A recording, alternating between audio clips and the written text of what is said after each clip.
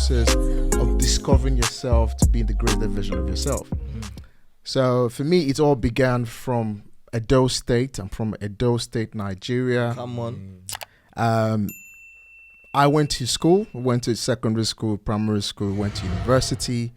From university, I always wanted to get out of Nigeria because being in Nigeria, and being in the UK are two different things. For those of you that probably have grown here in the UK and growing in Africa, it's a different sort of, level of being brought up. But for me, in Nigeria, where, for example, the government in itself, has kind of failed the entire country, the nation, the youth and everything. Yep. So you're almost put in the position whereby from who you become to what you earn, what you eat, what you drink, you are responsible for creating it for yourself. And that was the mindset that I grew up in. And as well as I was raised in a very decent family, reputable family back home. Although I am from a larger family, because my late father was a traditional chief, like a duke, So he had 7 wives, and I'm the 26th born of my late father. So quite a large family. But my mom left my dad when I was literally 10 years old. So I was raised more by my mom, even though my dad comes in once in a while. But my mom never remarried. So through that journey, going through school, making up my mind to leave Nigeria when I needed to, because I just wanted to have the greater version of myself. But when I was in school, I was a cargo man. So cargo man means I sell anything. All right. So I sell, apart from drugs, right, or guns. He's a clean platform guy. So I can sell anything, and not just only selling anything. I was like a top shot in school because I was selling anything. I'll sell clothes, I'll sell cars, I'll sell anything. So people just knew me. So any place I go to, people just knew me because I come with a lot of light and energy as well. So for some reason, I think it's all clear to me now, regardless of all the journey I've been through in my life, because I naturally understand that, okay, how I was way back in university has actually reflected who I've become. Does that make sense? I've picked up so many things that everything. I'm 43 years old now. I'm going to be 43 next month. All right. So looking 33, looking 30. And everything just makes absolute sense now that obviously my growing up has a lot to play in who I've become. Now, while I was going through university and selling things and being well known in school, I just wanted to escape as well, because at some point in my life, there's in school you have different groups of colors of people, colors of gangs in school. So we have the IEAs, we have the AEs, we have the Buccaneers, we have all these different organizations which had positive impact and negative impact. But at some point, growing up, being in university, I became one of those people as well.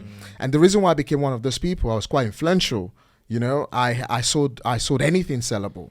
Does that make sense? I had a good car. I spent 4 years in university. Every single year I changed my car.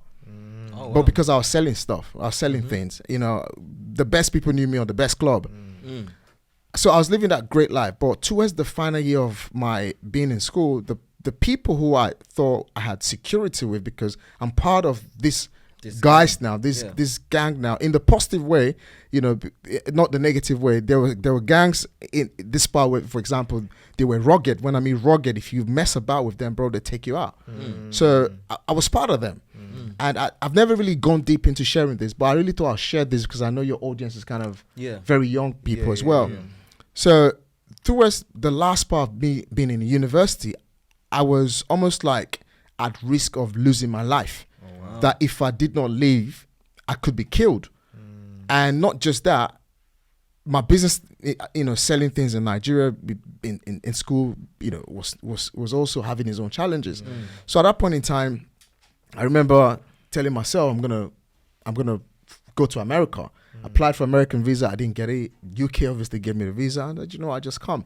So I came with the intention to visit. Right, let me see how it goes. I'll go back to America. But imagine, first of all, I had no brother in this How old were you country. when you came, by the way?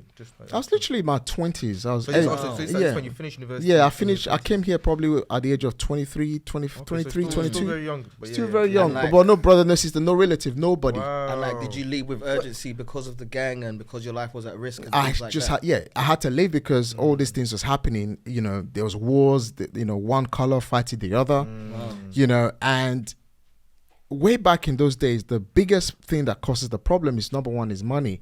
The number two is women. And whilst I was in school back in those days, I mean, I'm still good looking, You're flying, right?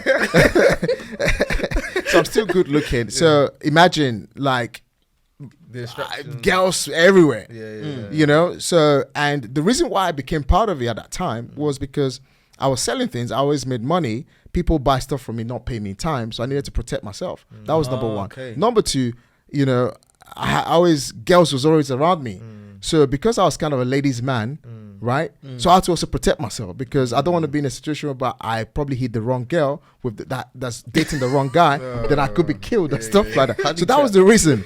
All right. So that's just a little bit of story about me growing up. Okay. You know, and finally, basically, I just decided to, you know, get a visa, come to the UK and see how it goes. If UK wasn't the place for me, maybe I'll go to America. But I always wanted to go to America because America had relatives in America. But the UK, I didn't really have a lot of relatives like that. No auntie, no brothers. Everybody I met here basically were people who were from Edo State who became aunties and uncles. So there was never like blood relative. Right. No. So who was you staying with when you first came? So when I first came, so I stayed with a family friend that I knew in Nigeria that they had a brother living here. So his name was Osas. So, and that was the guy I lived with. So he was staying on HMO at that time. And as well as, you know, when I came, I didn't know that was an HMO. So he sleep in the bed, I sleep on the floor. So I stayed here. I spent about a couple of months. I really liked it, but I went back to Nigeria. It was when I got back to Nigeria, I was like, oh my days, you know, if I don't go back, this guy could kill me. I'm just going to go back to England. And that was just how I basically made up my mind. 2015, 2005, came back, met my wife. Wow. So you met her in Yeah, UK? I met my wife in the bus. In UK, yeah? Yeah, in the UK. Wow. I met my wife in the bus. So you just moved And after, there. I moved to her, you know, and... Dr. Smooth. Yeah, I moved, man. In Nigeria, when you see a girl you like, you move, man.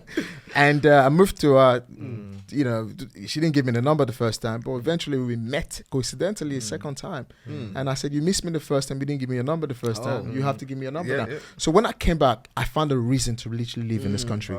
And the reason was my wife. Wow, that is beautiful. And I proposed to her within 6 months of dating her. And we're married for 17 years. Shout out to wife and Shout congrats. out to Mrs. wife. 17 years. Behind the great man, there's always a great woman. That's And behind the great woman is a great man. Guys can't cancel me. Fact. So